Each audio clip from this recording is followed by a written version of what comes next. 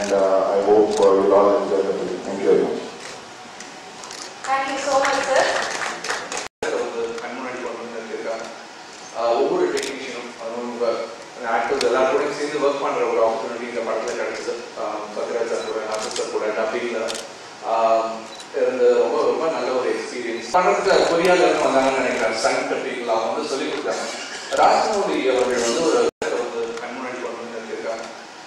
ஒவ்வொரு டெக்னீஷியனும் அவங்க ஆக்டர்ஸ் எல்லாருக்கூடையும் சேர்ந்து ஒர்க் பண்ணுற ஒரு ஆப்பர்ச்சுனிட்டி இந்த படத்தில் கிடைச்சது. சத்யராஜ் சார் கூட, ஆசிஸ் சார் கூட டப்பிங்கில் இருந்து ரொம்ப ரொம்ப நல்ல ஒரு எக்ஸ்பீரியன்ஸ். ஸோ அந்த என்டையர் டீம் ஷோஸ் என்டையர் டீமுக்கு என்னுடைய நன்றி சொல்லிக்கிறேன்.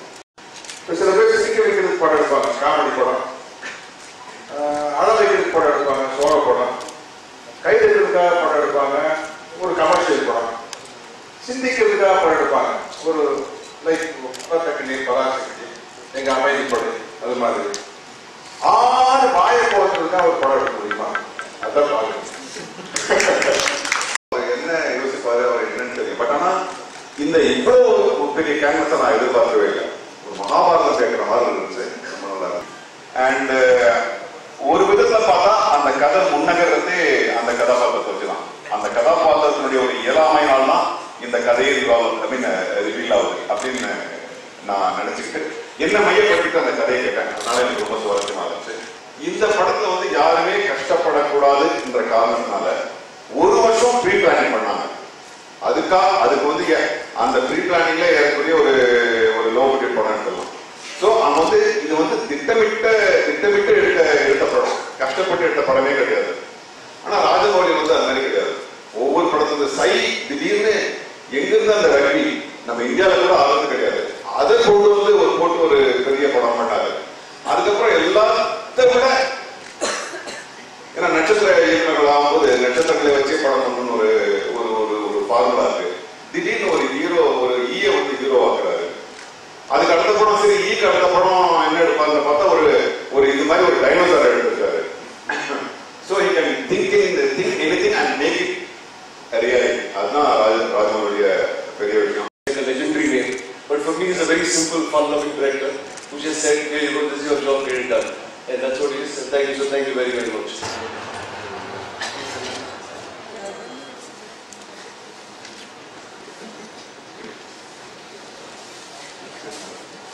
Actually, thanks. எல்லாருக்கும் வணக்கம். ரொம்ப நாள் கழிச்சு தமிழ்ல பேசுறேன். ஸோ ஏதாவது தப்பா சொன்னா மன்னிச்சிருங்க. இன்னைக்கு நான் ஒரு நியூ கமர் மாதிரி ஃபர்ஸ்ட் டைம் லான்ச் ஆக போய் அந்த மாதிரி ஃபீல் ஆகிறேன். ஏன்னா ராஜமௌலி சார் நிஜமா ஒரு புது கேரக்டர், கம்ப்ளீட்லி நியூ ப்ரொஜெக்ஷன் கொடுத்தாங்க. So I could not ever imagine that somebody would imagine me like this in a film. So thank you for relaunching me, for giving me a new character to play, a new world to enter. சுத்தமா expect பண்ணல. ஏன்னா நான் இந்த படத்துக்கு enter ஆனப்போ already 150 days முடிஞ்சிது. So நான் என்ன role பண்ண கூட எனக்கு தெரியாது. பட் சார் மீட் ஆனதுக்கு அப்புறம் அவங்க ஃபுல்லாக எக்ஸ்பிளைன் பண்ணாங்க. ஐயோ அந்த அவ்வளோ பெரிய படம் இருக்கு. So I was very very humble. Thank you for having me on this film. I have the best team. Baahubali மாதிரி ஒரு டீமே கிடையாது. பீட் ராணா, பிரபா plans பண்ணும்போது before they started Bahubali, and already first time on film, and it's lots of fun. The first time shoot பண்ணும்போது I didn't know much about movies and all. For me the best thing was அவங்க லொகேஷன்ல போனா விக்ரமாதிரி லொகேஷனுக்கு போனா நிறைய நல்லா food இருக்கும். The whole family will be there, so it's like a picnic. And in the beginning he kept telling me what to do and I act a little bit. So it was a lot of fun. I have beautiful memories when it comes to shooting with them and the family. So Bahubali, when I remember this media was a page interview, so they started Bahubali Prabhas, and Prabhas was a very good friend of films work panel, and before that also in work panel also I know Prabhas, and so I was always thinking, okay, Rajmali Garu and Prabhas, well, that would be like a total picnic, and it's actually more than Bahubali film script. As you know, there was so much of fun with me on sets. will I be a part of it? And then I remember talking to Prabhas and he was like, mostly 2.5 years out and they may be looking for newcomers, and we're just talking about it, and after one week he called me and he was like, Shogu got called and said, whenever you're free, we can meet up.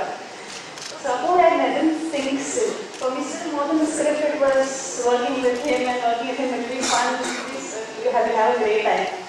So I went, I heard the script was, and his wife Amma was there, Valli was there, so it was all excitement.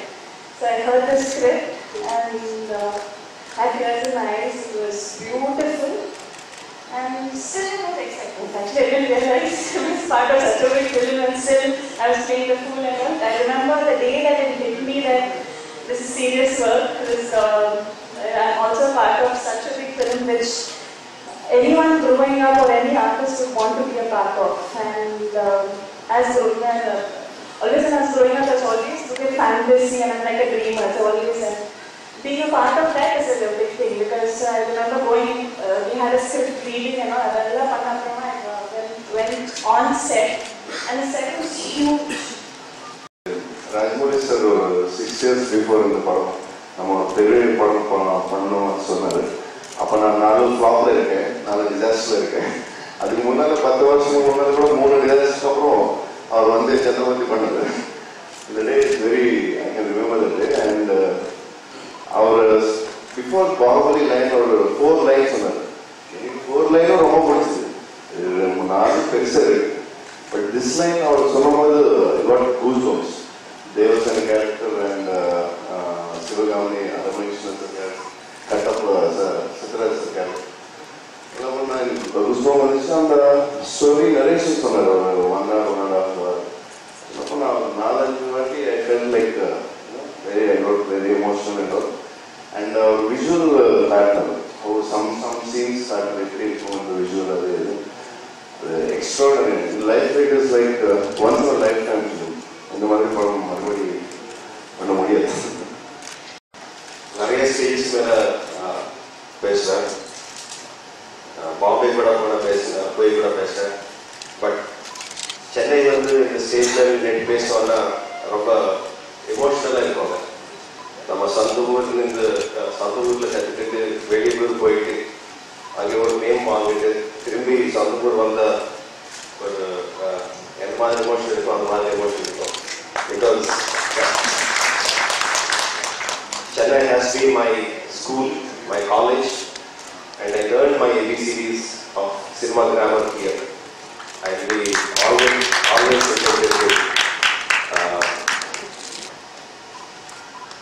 இந்த மாதிரி பெரிய படம் பண்றது நிறைய directors ஒரு கனவு மாதிரி. But எனக்கு இது கனவு கிடையாது, இது எனக்கு உண்மையான உலகம். நான் இந்த உலகத்துல தான் வாழ்ந்து கொண்டு இருக்கேன். சின்ன வயசு அப்பா வந்து என்ன ஃபர்ஸ்ட் ஸ்டாண்டர்ட் படிக்கும்போது போய் டவுன் லைப்ரரியில போய் ஜாயின் பண்ணேன் லைப்ரரியில.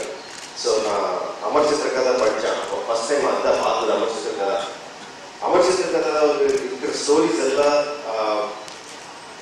It is about Indian history, Indian mythologies, Indian folklore, எல்லாம் நம்மோட கதை, நம்மோட எமோஷன்ஸ். அந்த வயசுல அதெல்லாம் தெரியாது.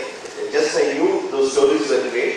அது படிச்சுட்டு இருந்தேன், ஸ்கூலுக்கு போய் என் ஃப்ரெண்ட்ஸ் கிட்ட சொல்லிட்டு இருந்தேன். But after I become a director எனக்கு வந்து அந்த மாதிரி ஸ்டோரிஸ் எடுக்கணும். அந்த ராஜா ராணி பற்றி, அந்த பேட்டில்ஸ் பற்றி, அந்த கோட்டைகள் பற்றி அதெல்லாம் எடுக்கணும்னு ஆசை இருக்கு. பட் ஃபர்ஸ்ட் படத்துக்கு அந்த ஸ்டோரி போய் ஏதாவது ப்ரொடியூசர் காட்டினேன்னா வெளிப்படாது சொல்லுவாங்க. பட் கிராஜுவலாக வந்து நான் ஒரு 5th 6th படத்தில் ஒரு மைத்தாலஜியில் ஒரு சின்ன போர்ஷன் பண்ணேன். அதுக்கப்புறம் மாவீரில் ஒரு 45 minutes ஃபோக்லோர் போர்ஷன் பண்ணேன். The success of this film, அந்த படம் சக்ஸஸ் ஆனதுனால ப்ரொடியூசர்ஸ் கூட ஒரு கான்ஃபிடன்ஸ் கிடைச்சிச்சு. இல்லை இந்த மாதிரி படம் ஆளுங்கள் ஜனங்கள் பார்ப்பாங்க, நம்ம வச்ச செலவு திரும்பி ரிட்டர்ன்ஸ் வரும், அந்த மாதிரி கான்ஃபிடன்ஸ் கிடைச்சிச்சு. So that is how it gradually happened. ஒரு நாள்ல அது ஸ்டார்ட் ஆகும். I think the basis was from my first standard. Oh my god. Okay.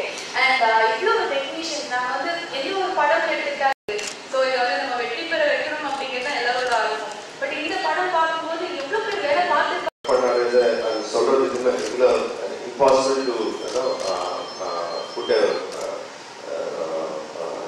number on it.